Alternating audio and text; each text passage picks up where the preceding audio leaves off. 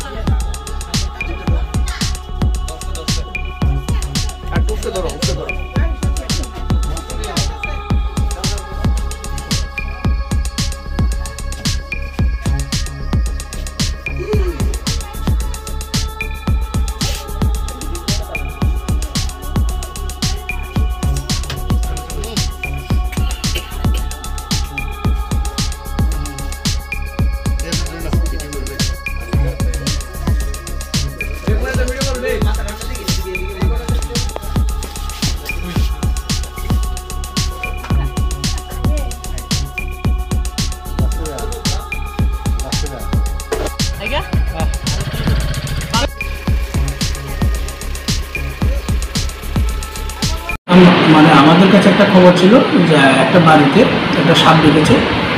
তো আমাদের যারা রেস্কিউ করে সাধারণত তাদেরকে নিয়ে যাওয়া হয়েছে।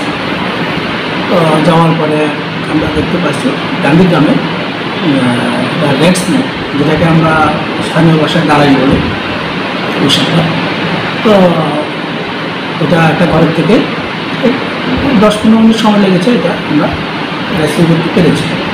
এখন কি করা হবে সবটাকে?